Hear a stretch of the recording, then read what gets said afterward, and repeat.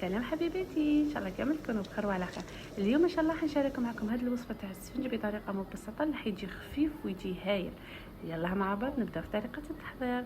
اول حاجه اللي نبداو بها، ديت البول تاعي، درت فيه 2 كيسان كبار تاع الماء يكونوا دافيين، درت مغرف تاع الخميره، مغرف تاع السكر وخلطتهم، خليتهم يتفاعلوا لي حتى تفاعلت لي هذيك الخميره. زدنا 2 كيلات تاع السميد يكون رطب نوعيه مليحه، درت كيله تاع الفرينه، شويه تاع الملح، ونقعدوا نطموا في العجينه تاعنا كيما راكم تشوفوا يا البنات. خلوها متلوقه شويه هكذا، نفس القوام اللي راني نخدم به.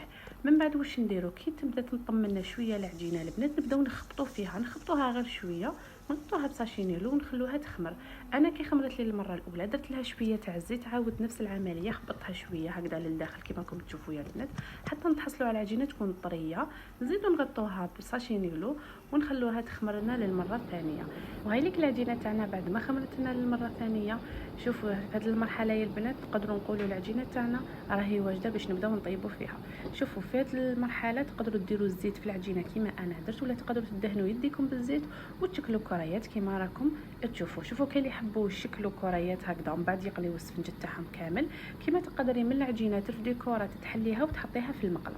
عندنا طريقتين، انا نكمل نشكل كامل السفنج تاعي كريات كيما راكم تشوفوا، نحطهم في الصنيوه تاعي، من بعد نروح نحط الزيت تاعي تسخن.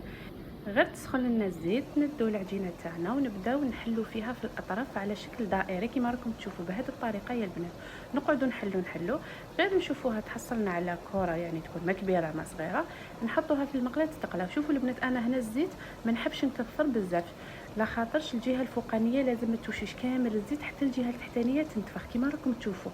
غير نشوفوها هكذا تبدا تدير نفا دوك المبابل، نشدوا المغرفه تاعنا ونبداو نديرو في الزيت من الفوق حتى تنتفخ لنا مليح، ونقلبوها ونخلوها تكمل طيابها. نقعدوا نعاودوا في نفس العمليه حتى نكملوا كامل السبيتي تاعنا. وهذه هي الوصفه تاعنا اليوم، ان شاء الله تكون عجبتكم. نتلاقاو في فيديو اخر ان شاء الله. سلام.